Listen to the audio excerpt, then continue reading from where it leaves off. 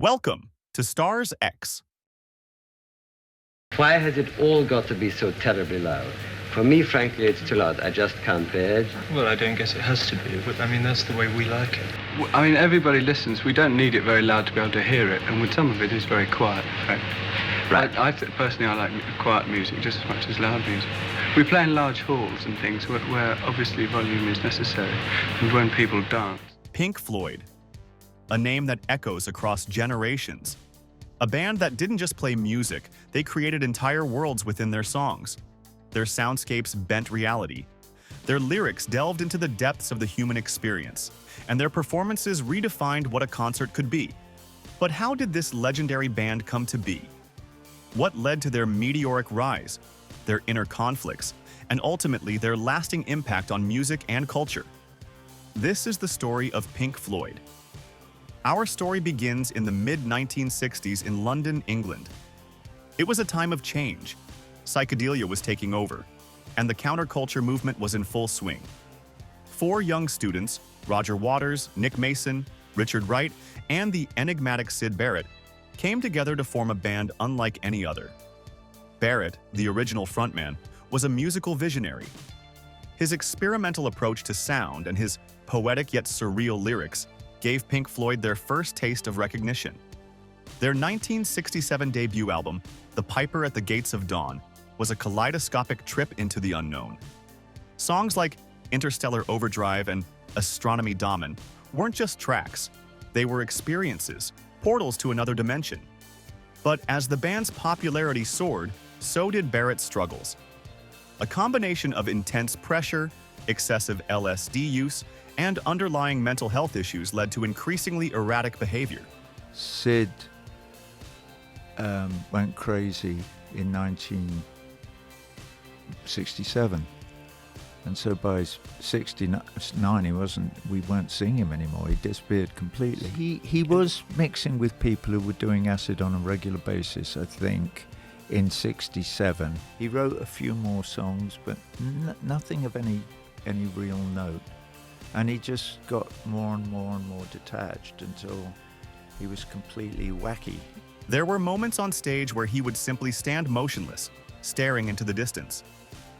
Other times, he'd play a single chord throughout an entire performance. The band was faced with a heart-wrenching decision. He succumbed to some sort of mental illness, which you might call schizophrenia. You can kind of call that combination of symptoms anything you want, but the fact is that if it happens to somebody, it prevents them from communicating with their friends, loved ones, with anybody. They really do develop a wall, and Syd developed a wall, and it was extremely sad. By 1968, they brought in guitarist David Gilmour, a childhood friend of Barrett, as his replacement. It was the end of an era, but the beginning of something even greater. With Syd Barrett gone, Pink Floyd entered a new phase, one defined by sonic experimentation, profound lyricism, and breathtaking live performances. They weren't just making music, they were crafting entire universes of sound. 1973 saw the release of The Dark Side of the Moon, an album that wasn't just successful, it was a phenomenon. Exploring themes of time, greed, madness, and human existence, it remained on the Billboard charts for a mind-blowing 741 weeks. Tracks like Time and Money became instant classics. But the album's true power lay in its ability to connect with listeners on a deeply emotional level. Then came Wish You Were Here, 1975, a deeply personal album dedicated to their lost friend, Syd Barrett. When Barrett made an unannounced visit to the studio during its recording, he was barely recognizable, overweight, with a shaved head and eyebrows. The band was devastated. There was this guy standing there in a gabardine raincoat, a large bloke, and I had no idea who it was. And what's he doing wandering around all our gear and couldn't be in the studio? Finally, I think it was David who said, Nick, do you recognise him?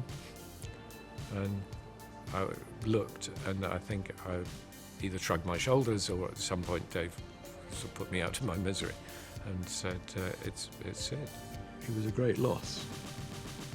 And you know, the imagining what he would have gone on to do is speculating on that, if you like. He could have become so great. Shine on You Crazy Diamond became his farewell song. Animals, 1977, was a scathing critique of society, using Orwellian imagery to depict the struggles of different social classes. And then, in 1979, Pink Floyd released The Wall, Roger Waters' magnum opus. A rock opera about isolation, fame, and personal trauma, it became one of the best-selling albums of all time. Songs like Comfortably Numb and Another Brick in the Wall, Part 2. Two became anthems of rebellion. Pink Floyd had reached the pinnacle of rock music. But with great success came great tension. By the early 1980s, the cracks were showing.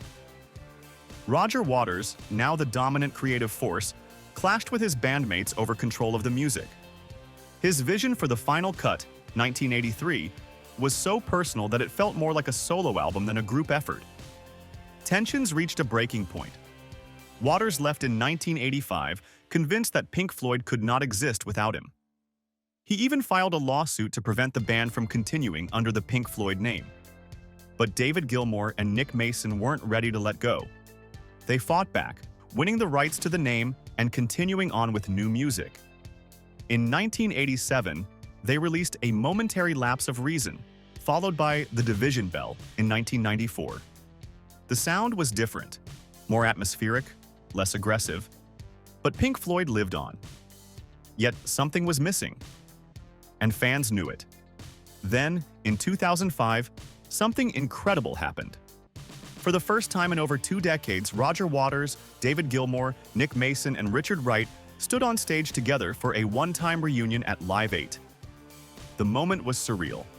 An entire generation who thought they'd never see them together again was witnessing history.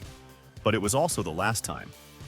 In 2008, Richard Wright passed away, making a full reunion impossible. After Pink Floyd, each member took their own path. Roger Waters continued his solo career with politically charged albums and massive tours, keeping the Floyd spirit alive. David Gilmour focused on his own music, releasing acclaimed solo albums and performing in intimate settings. Nick Mason, always the quiet force behind the band, explored his love for early Floyd with his band, Nick Mason's Saucerful of Secrets. And though Richard Wright passed in 2008, his contributions remain a vital part of Floyd's history. Pink Floyd wasn't just a band, they were a movement. They changed the way music was experienced. They proved that rock could be intellectual, emotional, and even philosophical. Their legacy endures. And as long as there are dreamers, rebels, and seekers of something beyond the ordinary, the music of Pink Floyd will continue to shine on. Pink Floyd may be gone, but their music ensures they will never be forgotten. They were more than a band. They were an experience, and their journey will never truly end. Thanks for watching. Don't forget to subscribe.